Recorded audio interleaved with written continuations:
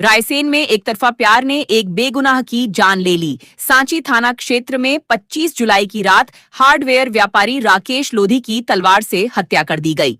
जांच में सामने आया कि आरोपी अपने प्रेम प्रसंग की रंजिश में राकेश के भाई भगवान दास की हत्या करने आया था, लेकिन अंधेरे में गलत पहचान के कारण राकेश को निशाना बना बैठा। पुलिस ने तकनीकी साक्ष्यों और मुखबिर की मदद से 48 घंटे के भीतर मुख्य आरोपी गोलू उर्फ धीरेन्द्र पाल, उसके साथी और एक नाबालिग को गिरफ्तार कर हत्या का खुलासा कर दिया। जी मैडम, जो अभी 2 दिन पहले घटना हुई थी हत्या का, उसका खुलासा किया है। कौन आरोपी हैं और कैसे खुलासा किया पुलिस ने?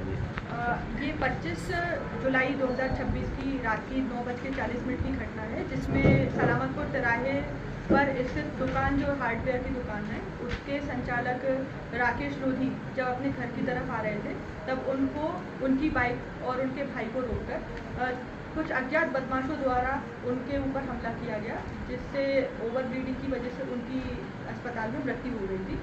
ये इसमें सुसंगत धाराओं में हमने इसमें प्रकरण पंजीबद्ध किया और विवेचना शुरू करी। घटना समय के तुरंत बाद से ही हमारी लगभग 5 टीमें इसमें लग गई थी।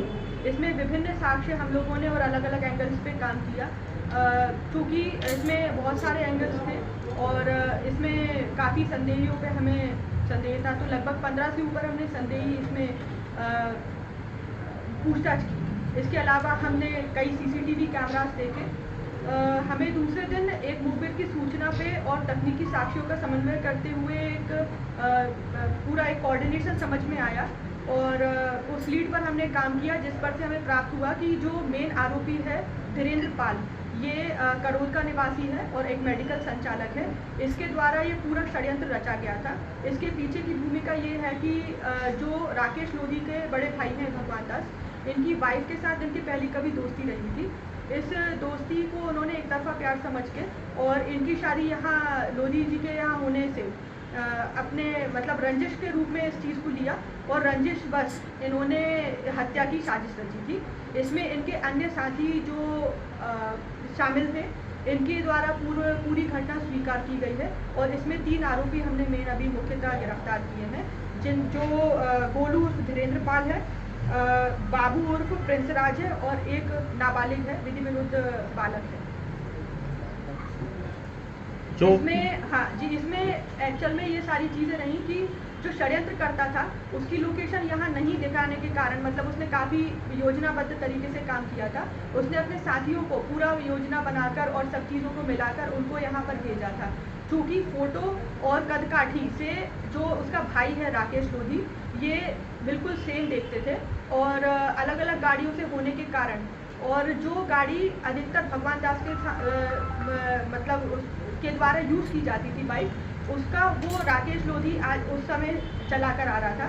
तो ये कंफ्यूजन की वजह से जो आरोपी हैं उन्होंने राकेश लोधी को भगवान दास समझकर इस प्रकार के प्रहार किया कि उनकी मृत्यु हो गई थी। राकेश लोधी पर भी पहले 2 बार हमला हुआ था बताया जा रहा है। राकेश लोधी टारगेट नहीं थे, इन लोगों ने ये चीज़ स्वीकार करी है। आगे विवेचना में इनसे पूछताछ जारी है। जी जो मैडम, जो आरोपी हैं उन्होंने खुद ही घटना को अंजाम दिया है या उसमें और भी लोग कोई शामिल हैं? ये मुख्य षड्यंत्रकर्ता धीरेन्द्र पाल के द्वारा ही पूरा षड्यंत्र रचा गया है, जिसमें उसके अन्य साथियों द्वारा साथ दिया गया और पूर्णतः इसमें सहयोग किया गया और साथियों द्वारा ही इस प्रकार के वार किए गए कि मृतक मतलब राकेश लोधी की मृत्यु। मैडम, प्राथमिक जांच में क्या ये निकल के आया कि महिला भी शामिल हो सकती है? नहीं, इस प्रकार की कोई भी अभी साक्ष्य प्राप्त नहीं हुए हैं। ये पूरा एक तरफा प्यार का एंगल समझ में आया है। साथी थे, मामला था या ये इसके दोस्त थे, साथी थे और पूरे षड्यंत्र में शामिल थे पहले दिन से। ये घटना को अंजाम देने के बाद कहाँ फरार हुए थे आरोपी?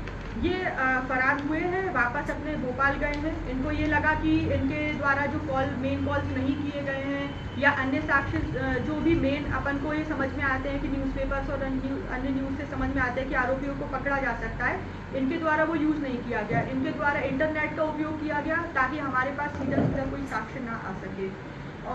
इसमें काफ़ी पूछताछ के बाद और टेक्निकल साक्ष्य अति में हम लोगों को इकट्ठे करने पड़े, तब जाकर हम इन तक पहुँचे।